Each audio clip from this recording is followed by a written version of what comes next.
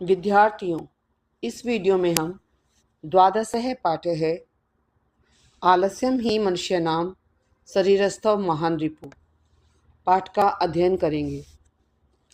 आलस्यम का अर्थ है आलस्य, ही का अर्थ ही, मनुष्याणां षष्ठी विभक्ति है मनुष्यों की, शरीरस्थो शरीर में स्थित, महान पे हलंत नहीं है, महान, और रिपु का अर्थ होता है शत्रु। तो आलस्य मनुष्य के शरीर में स्थित सबसे बड़ा शत्रु है। अब आप इस चित्र में देख रहे हैं कि उसकी जो माता है अपने बच्चे से बात कर रही है और बच्चा पहले बोलता है, माता है अद्य तु अवकाश दिनम अस्ति, आज तो अवकाश दिनम अस्ति, अवकाश दिन है, छुट्टी का दिन है।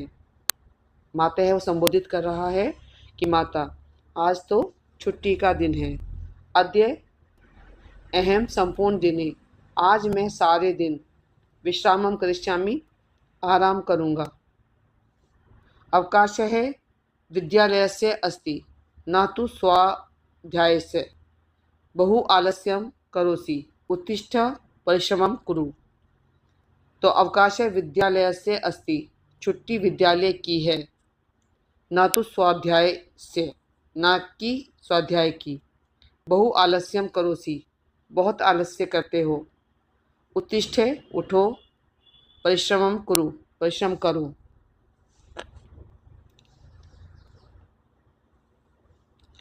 अब अहम उत्तीर्ण है भविष्यामि, किम अधिकेन परिश्रमेन, वो अपने विश्वास के साथ बोलता है कि मैं उत्तीर्ण होऊंगा, पास हो जाऊंगा। किम अधिकेन परिश्रमेन, अधिक मेहनत क्या, यह परिश्रमं करोति सह एव जीवने सफलतां प्राप्नोति। परिश्रमः एव मनुष्यस्य मित्रमस्ति, आलस्यम तु शत्रु इव अस्ति। और उसकी माता उसको बोलती है, यह मतलब जो परिश्रम करोति, जो परिश्रम करता है, सह एव जीवने, सह वह, एव ही जीवने जीवन में, वह ही जीवन में सफलतां प्राप्नोति, सफलता प्राप्त करता है। इसकी हिंदी होगी सफलता प्राप्त करता है। परिश्रम है एव मनुष्यस्य मित्रम अस्ति, परिश्रम ही मनुष्य का मित्र है। आलस्यम तो शत्रु इव अस्ति, आलस्यम यानी कि आलस्य, तू का अर्थ होता तो, शत्रु, और इव का अर्थ समान, शत्रु के समान है, और अस्ति का अर्थ होता है। तत्कथम माता है, यह प्रश्न है, वह पूछता है वह कैसे माता, यदि ज्ञातुम इच्छसि तर्हि एताम कथा पठे, यदि जानने के लिए इच्छा है, तर्हि का अर्थ होता तो, एताम यह, कथाम पठे, कथा पढ़ो या सुनो। आप दोनों चीज़ में कर सकते हैं, कथा पढ़ी भी जा सकती है और सुनी भी जा सकती है, लेकिन यहाँ पठ लिखा है तो मैंने यहाँ पढ़ो लिखा है। इसको कथा को जब कोई सुनाता है तो उसे सुनो भी लिख सकते हैं, लेकिन यहाँ पठे लिखा है तो पढ़ो। चलिए पाठ का अध्ययन करते हैं। एकस्मिन् विशाले ग्रामे कश्चन भिक्षुकः आसीत्, यद्यपि सः उन्नतः दृढकायः च युवकः आसीत्, तथापि सः भिक्षाटनं करोति स्म। मार्गे यः कोऽपि मिलति तं सः कथयति, कृपया भिक्षां यच्छतु, दरिद्राय दानं करोतु, पुण्यं प्राप्नोतु इति। केचन जनाः तस्मै धनं यच्छन्ति, केचन च तर्जयन्ति। तो अब हम इसका हिंदी अर्थ देखते हैं। एकस्मिन् विशाले ग्रामे कश्चन भिक्षुकः आसीत्, एक विशाल गांव में, विशाल ग्रामे का मतलब है विशाल गांव में, कश्चन कोई, भिक्षुकः भिखारी, आसीत् था, एक विशाल गांव में कोई भिखारी था। यद्यपि का अर्थ है जबकि, सह उन्नत है दृढ़काय, उन्नत है ऊंचा, और दृढ़काय दृढ़ शरीर वाला, युवक है युवक, आसीत का मतलब होता है था, जबकि वह ऊंचा और दृढ़ शरीर वाला युवक था। तथापि सह, तथापि का तो भी, सह का अर्थ है वह, भिक्षाटनम करोति, इसमें तो भी वह भिक्षाटन करता था। यानी कि भीख मांगने जाता था। मार्गे यह कोऽपि मिलति तम सह कथयति। मार्ग में, रास्ते में, यह जो कोई भी मिलति मिलता, तम सह कथयति वह उसको कहता। कृपया भिक्षाम यच्छतु, कृपया भीख दे दो। यच्छतु का अर्थ होता दे दो। दरिद्राय गरीब के लिए, गरीब को। दानम करोतु दान करो। पुण्यम प्राप्नोतु पुण्य प्राप्त करो। इति इस प्रकार। इति का प्रयोग किया जाता है संस्कृत में कि जैसे इस प्रकार, ऐसे कथा को आगे बढ़ाने के लिए। केचन जना तस्मै धनम इच्छन्ति। केचन जना कुछ जन, कुछ आदमी, तस्मै उसको, धनम इच्छन्ति धन दे देते हैं। केचन च तर्जयन्ति और कुछ, चाकात होता है और डांट देते हैं। तो आप यहाँ मार्ग में देख रहे हैं कि ये भिखारी है और ये भीख मांग रहा है सबसे। इसे कुछ लोग इसे भीख दे देते हैं और कुछ इसे मना कर देते हैं। एकदा तेन मार्गेण कश्चित् धनिके आगच्छति। सः भिक्षुकः मनसि एव चिन्तयति, अहो मम भाग्यम्, अद्य अहं प्रभूतं धनं प्राप्नोमि इति। भिक्षुकः धनिकं वदति, आर्य अहम् अतीव दरिद्रः अस्मि, कृपया दानं करोतु इति। धनिके तं पृष्टवान्, त्वं किम् इच्छसि? आर्य अहं प्रभूतं धनम् इच्छामि इति सः सविनयम् उक्तवान् है। अब इसकी हिंदी देखते हैं। एकदा एक बार, तेन मार्गेण उस मार्ग में, कश्चित कोई, धनिक धनी व्यक्ति आगच्छति आता है। एक बार उस मार्ग में कोई धनी व्यक्ति आता है। स भिक्षुक मनसि एव चिंत्यति, वह भिखारी मन में ही सोचता है, मन में विचार करता है। अहो मम भाग्यम, आह मेरा भाग्य। अद्य आज, अहम मैं, प्रभूतम धनम अधिक धन, प्रभूतम धनम का मतलब अधिक धन, प्राप्नोमि प्राप्त करता हूँ, ऐसे सोचता है। भिक्षुक धनिकम वदति, भिक्षुक भिखारी धनी को बोलता है। आर्य अहम अतीव दरिद्र अस्मि, मैं बहुत गरीब हूँ। अतीव का मतलब बहुत, दरिद्र गरीब, अस्मि का अर्थ हूँ। कृपया दानम करो तू, कृपया दान करो, ऐसे बोलता है। धनिक तम पृष्ठवान, धनी ने उससे पूछा, पृष्ठवान का मतलब पूछा, तुम किम इच्छसि, तुम क्या चाहते हो? आर्य अहम प्रभुतम धनम इच्छामि, मैं बहुत धन चाहता हूँ। इति स विनयम उक्तवान, यह वह उसे विनय के साथ कहता है। ये धनिक व्यक्ति है और ये दरिद्र व्यक्ति है, ये इससे पूछ रहा है। आप चित्र में देख रहे हैं जो इनकी वार्तालाप हो रही है।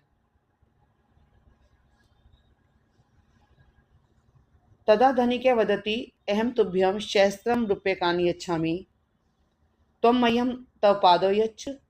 भिक्षुकः वदति, अहम मम पादौ तुभ्यं कथं ददामि, विना पादौ कथं वा चलामि। धनिके वदति, अस्तु त्वं पंचसहस्रं रूप्यकाणि स्वीकुरु, मह्यं तव हस्तौ यच्छ।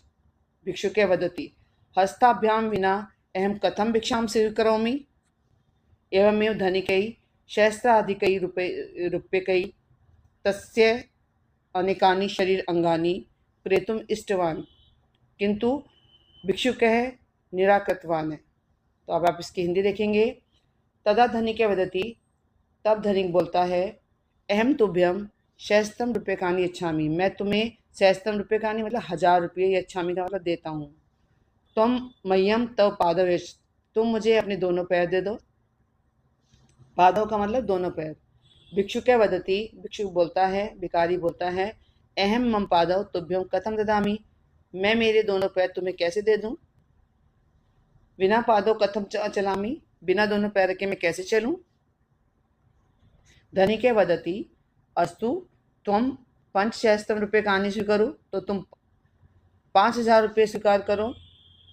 मह्यम तव हस्तौ यच्छ, तुम मुझे अपने हाथ दे दो दोनों। तव हस्तौ मतलब दोनों हाथ। भिक्षुकः वदति, भिक्षुक बोलता है, हस्ताभ्याम बिना अहम कथम भिक्षाम स्वीकरोमि, दोनों हाथों के बिना मैं कैसे भीख स्वीकार करूंगा। उसे आश्चर्य होता है। एवमेव धनिकैः सहस्राधिकैः रूप्यकैः तस्य शरीर अनेकानि शरीरांगानि क्रेतुम् इष्टवान्। इसके बाद वो धनिक जो है उसे अनेक शरीर के अंगों को खरीदने के लिए इच्छा की, किंतु भिक्षुक है निराकृतवान, किंतु भिखारी जो है मना कर देता है। आप यहाँ देख रहे हैं कि वो उससे भिखारी से बातें कर रहा है कि मुझे अपने दोनों हाथ दे दो, दोनों पैर दे दो, लेकिन और शरीर के अंग मांगने के लिए उसको पैसे देता है, लेकिन वो भिखारी मना कर देता है। तदा धनिक उक्तवान पश्य मित्र तव समीपे एव सहस्राधिकमूल्यकानि वस्तूनि सन्ति तथापि किमर्थं त्वम् आत्मानं दुर्बलं मन्यसे। सौभाग्येन एव वयं मानवजन्म प्राप्तवन्तः, अस्य सफलतार्थं प्रयत्नं कुरु, इतः गच्छ, शुभम भवतु इति। इसकी हिंदी देखते हैं। तदा धनी क्या उक्तवान, तब धनी बोला, पश्य मित्र, देखो मित्र, तव समीपे एव, तुम्हारे समीप में ही, सहस्र अधिक मूल्यकानि वस्तुनि सन्ति, 1000 से भी अधिक मूल्य वाली वस्तुएं हैं, यानी कि उसके हाथ पैर जो है वो हजारों से भी अधिक मूल्यवान वस्तुएं हैं। तथापि फिर भी, किमर्थम त्वम आत्मानं दुर्बलम मानसे से, तुम अपने को दुर्बल मानते हो।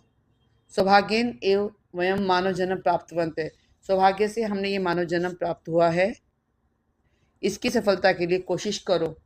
अस्य सफलतार्थम प्रयत्नम कुरु, इतः गच्छ, यहाँ से जाओ, शुभम भवतु, कल्याण हो। ऐसे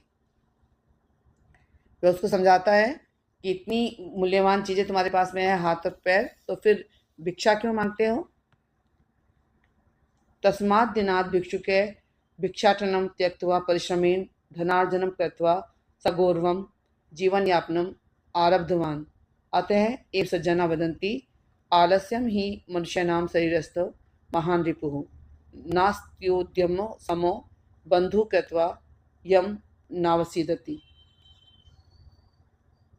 उस दिन से, तस्मात् दिनात् का मतलब उस दिन से, भिक्षुक है भिखारी भिक्षाटन, भिक्षाटन को त्यक्त्वा का मतलब त्याग कर, परिश्रमेन मेहनत से, धन अर्जन कृत्वा धन अर्जन करके, धन कमाकर, सगौरवम गौरव के साथ, जीवन यापन आरंभ किया, आरब्धवान आरंभ किया।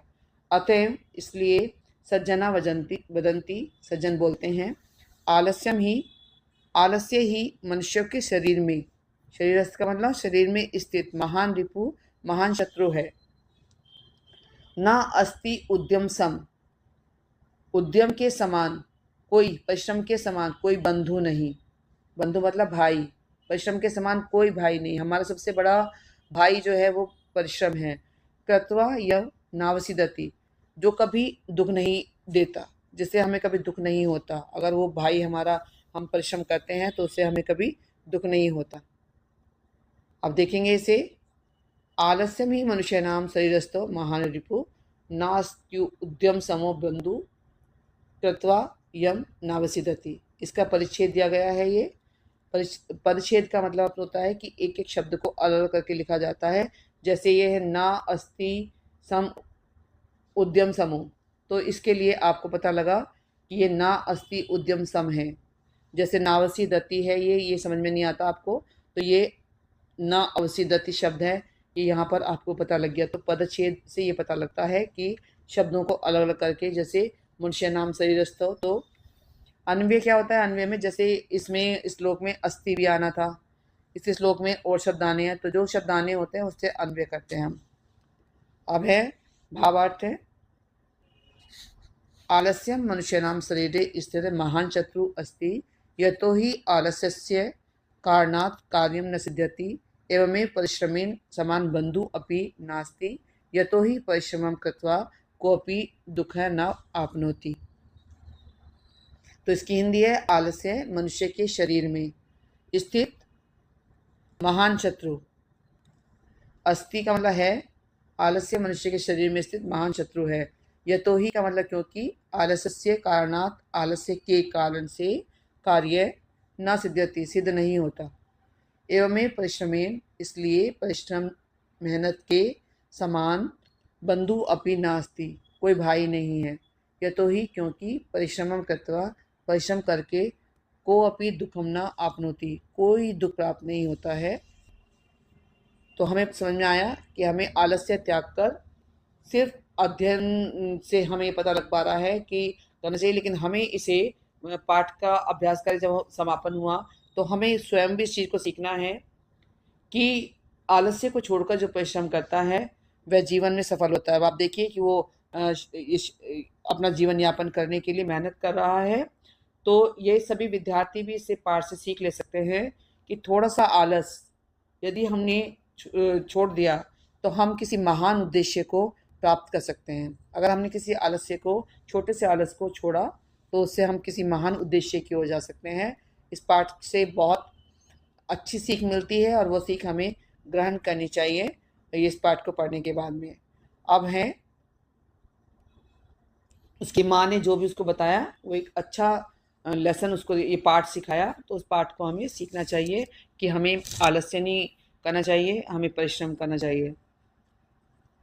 धन्यवाद, आपने इस पाठ को ध्यान से सुना और आपने सीखा कि हमें आलस्य नहीं करना है। इस पाठ का अभ्यास कार्य पूर्ण हुआ और अगली वीडियो जो अभ्यास कार्य बनाने के लिए अगली वीडियो जल्दी ही बनाने का प्रयास करूँगी।